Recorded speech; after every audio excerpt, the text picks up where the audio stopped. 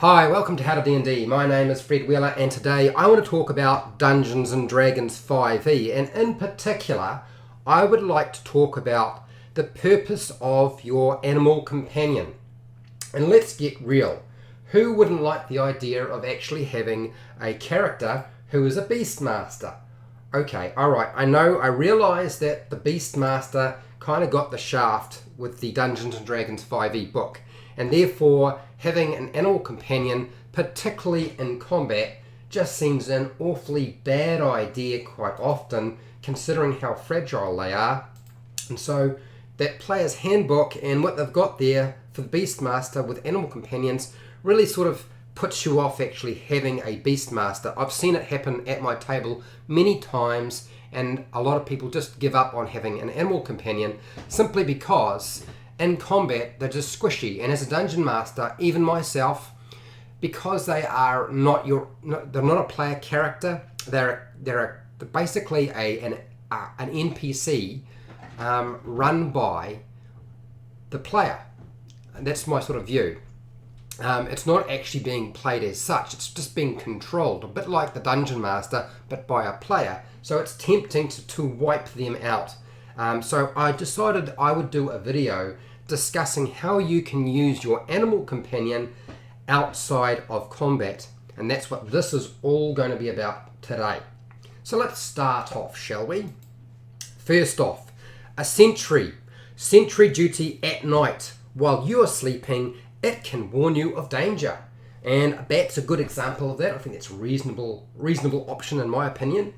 Otherwise, tracking other creatures or monsters or villains, anything like that. So if you have a creature who has a good sense of smell or a good sense of sight, they can help you track down whoever you are pursuing through the jungle, through the swamp, through the desert, whatever it might be. Okay, next would be, what about extracting the poison from a poisonous animal? Now, I'm not saying that a cat is a poisonous animal, but some animal companions do eject or inject poison. And those animal companions can be kind of milk the poison, and then coat your arrow tips or your blade with their poison so that you get a bit more kick in combat with your weapons. Now this is something that a cat would be very good at, and that is licking your wounds when you are wounded? Yes, licking your wounds when you are injured. I'm not sure that's entirely hygienic or even desirable, but I know they will do it, and I'm certainly sure that a dog would, and potentially a cat. I don't know if it's clean. I'm now just maybe don't include that one. That sounds a little bit disgusting. Okay, we'll skip that one completely. What about intimidating a non-player character into revealing information or following your directions? Now, there's nothing intimidating about a frog, but something like a wolf, that could certainly be very intimidating in the right place, or even a really big dog. Big dogs always are quite nice. So intimidating the Dungeon Master's non-player characters or other monsters so that they will reveal information that's vital to the adventure, or just to force them to do what you want them to do. What about infiltrating a dangerous location and gathering information for you? And this is only really going to work if you actually understand what their language is.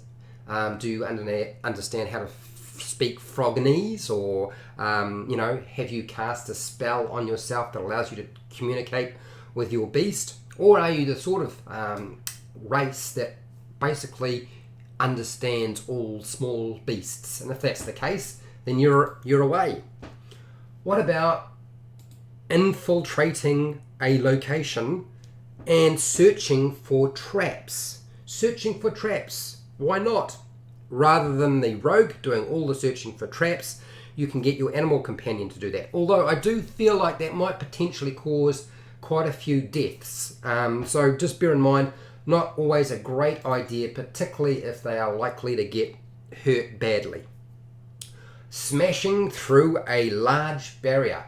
If you've got a large enough, now the problem with the animal companion, they can only be medium size, so you've got to get yourself the largest medium size animal companion for it to be able to barge through a barricade of some kind.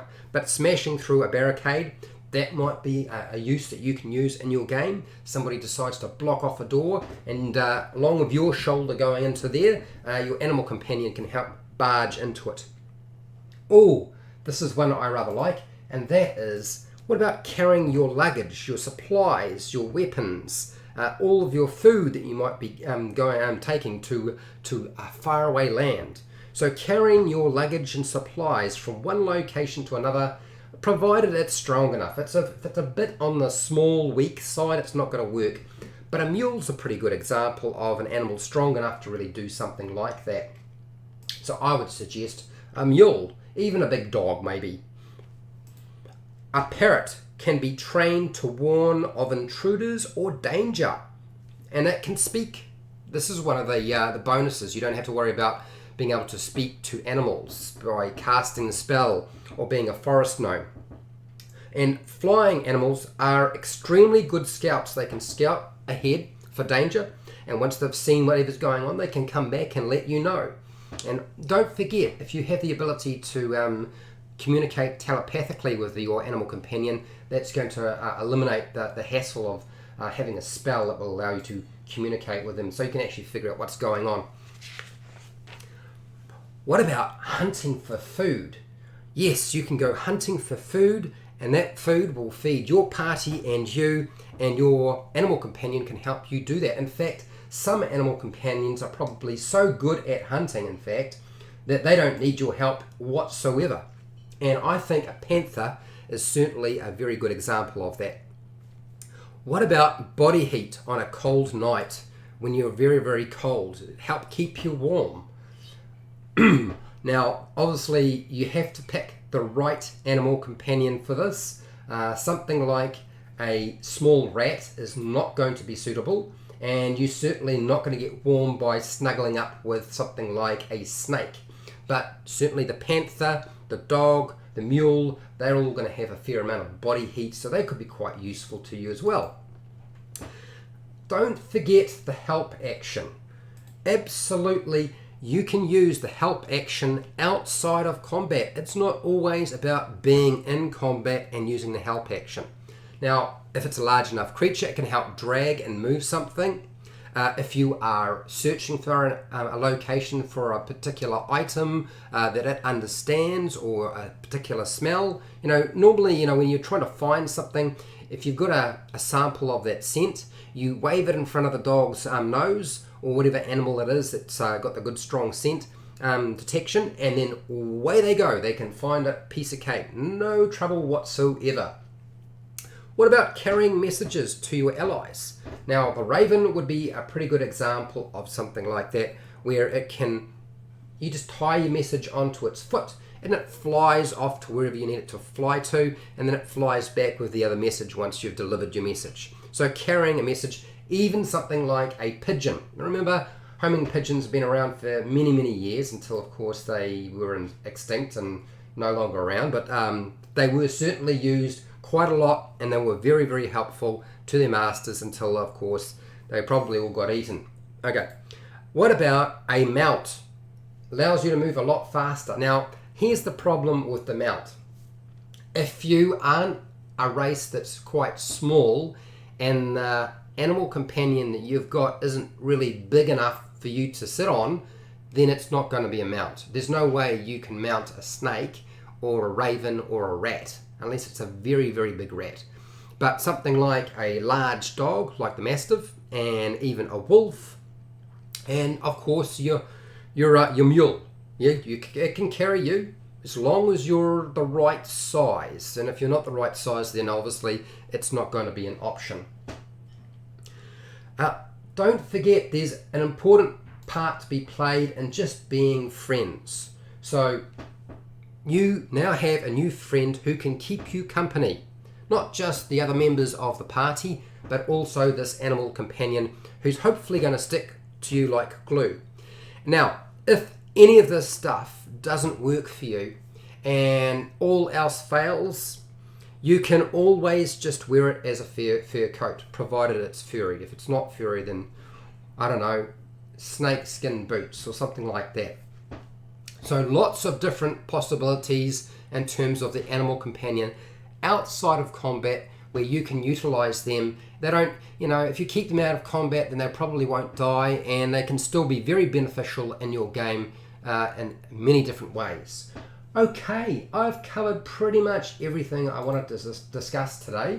I thought this would be a nice change for those people who have been watching all of the Dungeon Master videos or live streams that I've been doing, and so this is why I've done this video. So if you liked this video or found it interesting, please share and like the video with other people.